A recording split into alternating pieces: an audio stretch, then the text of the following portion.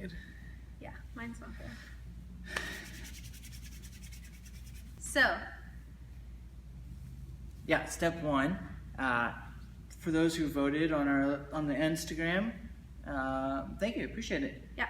For those of you that don't know about the vote on Facebook, we did a poll and asked people if they wanted us to discuss workout and nutrition, or workout or nutrition, or stress and sleep or mindset. And we kind of had a little bit of workout was the least. Then right. You had more nutrition. I had more nutrition on mine. And then I had most of mine, sleep, stress, half mindset. And I had a lot of sleep, stress, and mindset as well. So we're going with a little bit of mix, just a tiny bit of mindset and sleep and stress, basically. Yes, yeah. Specifically, the mindset about stress and its correlation to kind of nutrition and exercise. And what we want to go over is how stress isn't just stress as in, oh my goodness, I'm stressed out because all these events are happening right now. You know, oh, these bills I have to pay or something, I got in a car wreck and so I'm stressed out. Right. That stress is more cumulative. There's more things happening that control all stress. Right. I'm sorry. It's so like bright on our faces. We're just too close to the glass, close to the doors. So bright. And then mindset, and then stress. Stress is stress is stress is stress. So you have good stress, you have bad stress, you have total stress, and there's tons of we had a long conversation yesterday with one of our clients about managing stress through meditation and breathing exercises, and that's definitely something we can get into later on specifically about meditation. Right.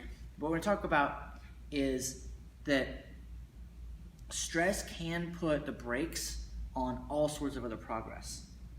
So you can have, you can be doing all sorts of things right with your nutrition, and you can be going to the gym. Getting all your workouts in. Right, but if you're too stressed, the it's not going to want to do anything. It's going to want to hold on to stuff. It's going to want to, injury, inflammation, lack of progress in strength, lack of progress in body composition. Right. All that stuff can happen for stress. And then when it comes to a mindset about stress and exercise and nutrition, is we want to make sure that we are in a plan for exercise and nutrition that we're okay in our headspace about. Because you don't want to be in a headspace that's creating even more stress. So if you're constantly worrying about food, right? Or diet, or right. That is adding stress. Right. If you're constantly worried about workouts, that's adding stress. That's adding stress. Right.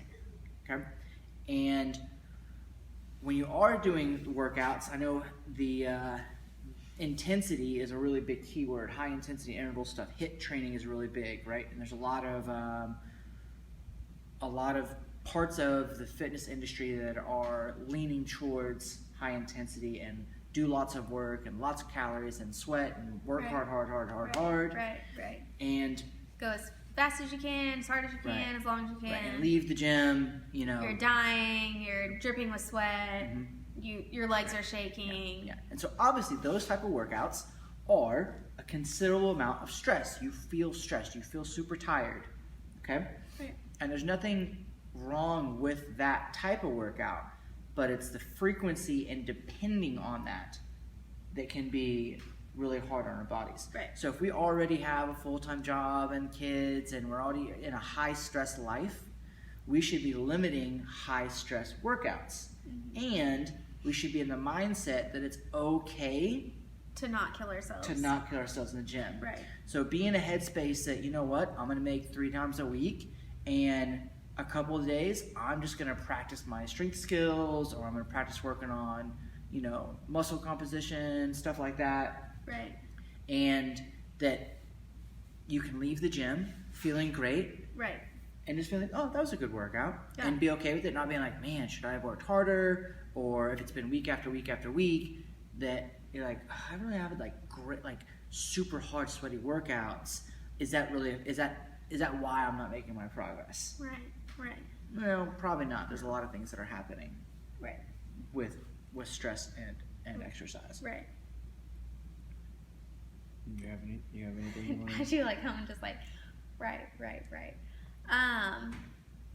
I would even say like sometimes, like let's say that you know your day is going to be like crazy busy and you are like, I have to go to the gym at 5 a.m. to get my workout in because otherwise it's not going to happen. That might be a time where you take it a little easy, like go to the gym but just do like just your strength movements and not anything crazy, knowing that you are about to have like a really stressful day or a really long day. Like don't kill yourself at the beginning, just like do a few movements. And specifically with the sleep stress and then coming into the gym, if you've had a high stress Monday and really low quality sleep Monday night, Tuesday needs to be an easy to moderate day. You don't want to come in on Tuesday and do a super high, hard, and high intensity demanding workout that day, because now you're compounding stresses, and that's when injuries happen, that's when burnout happens, and definitely it does not do anything for body composition at all. It does not do anything. So when you look at stress and sleep, zoom out, and we say this all the time, zoom out and look at the big picture. Have I had a average moderate week with sleep and stress and food? Then maybe I can kind of put, a little more throttle into my workouts and be okay, know that I'm recovering, know I'm getting the value out of the intensity of those workouts. So let's say that someone is like trying to get their 3 times a week workout in, but they are like super low on sleep, and 3 days in a row they've only gotten 4 to 5 hours. Are you gonna say like get your sleep that morning or get up and get a workout in? I'm gonna say, how do you balance that? It depends on the person, but I'm gonna say that if someone is sacrificing sleep for exercise, they need to look at why they're not getting the sleep. And if you don't want to say, okay, well, I'm really stressed out, so I'm not going to get up, and next thing you know, you haven't done anything all week. Then maybe you do skip the gym that morning, but you get in 10 to 15 minutes of good mobility and rolling around at home. Or maybe it is, I'm going to go to the gym, but I'm just not going to like crank real hard. And then you really need to step back and go, what's happening and why am I not getting good sleep? What can I fix? What can I look at the day before? How can I manage my sleep better so that I can get into it? But if you wake up and you're stressed out and you can make an evening session happen, catch the sleep and make the evening session happen. Even though it might be a little harder if you're used to coming in the mornings, the sleep is more valuable. Because the body needs to recover. And then get a session at the end of the day, or lunch, or wherever you want to get the time in.